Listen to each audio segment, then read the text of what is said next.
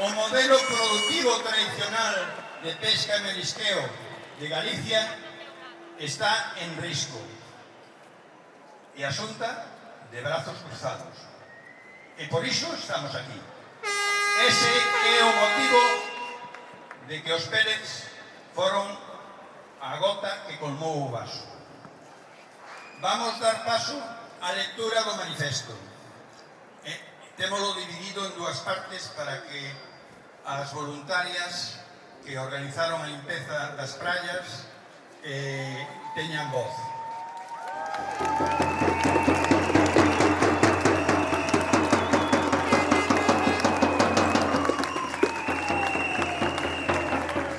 A primeira parte do manifesto van a ler Sandra Lorenzo e Sandra González.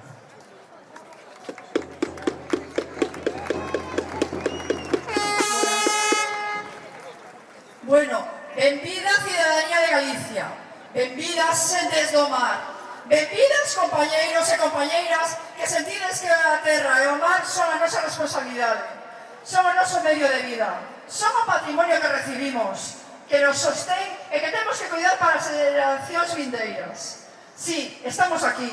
Viñestes ata esta praza do Obradoiro porque compartimos a responsabilidade sobre o noso patrimonio natural. En Obradoiro, espazo que nos representa a todas as galegas e galegos, hoxe denunciamos a indefensión do noso litoral, do noso mar. Nestas semanas, unha marea de granulados tóxicos asolagou a costa.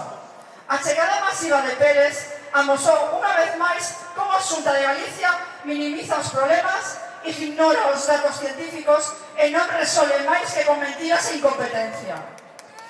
Este prestige de guante branco, cusos efectos nocivos perduran décadas no medio, amosa o fracaso de todo o que se aprendeu hai 20 anos.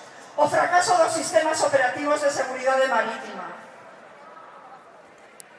Tanto do Salvamento Marítimo dependente do Estado español como do Servicio de Guardacostas dependente da Xunta de Galicia. Onde están os buques con drons de vixianza para controlar o medio mariño?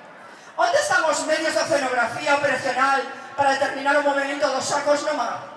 Como se pode explicar que a Xunta tarde un mes en activar o plan de contingencias Camgal e, ante a presión da cidadanía, emitar un informe dicindo que é material inerte de uso alimentario? Non podemos permitir este despropósito.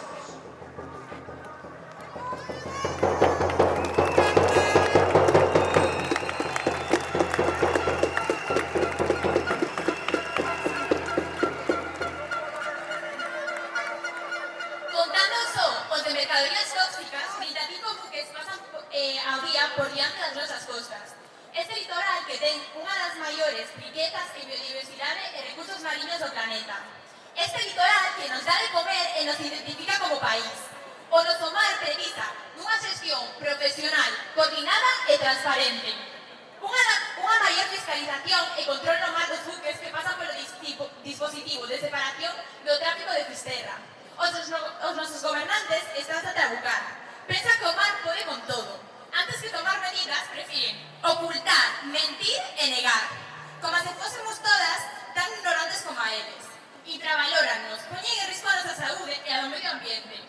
Volven cometer os erros de 20 anos con prestige. E unha vez máis, é a cidadanía, somos a cidadanía que ten que resolver os problemas. Unha vez máis, fomos nós que acudimos ás praias a retirar os pellets. Somos medios, sen medios de protección e sen contedores. E por iso estamos aquí para reclamar á Xunta e ao Estado coordinación para actuar, transparencia de información, a retirada dos sacos dos peles no mar e a chega de medios para apañarnos na costa. Reclamamos medios de protección aceitados para o voluntariado e tamén contedores específicos nas praias. Exiximos transparencia sobre a toxicidade dos materiais e coñecer os seus efectos sobre a saúde e nos ecosistemas mariños. Non podemos permitir que o noso mar, que os océanos se convertan nun vertedoiro de plásticos. Existimos institucións internacionais que declaren os peles de plástico como mercadoría perigosa. En defensa do mar, mentiras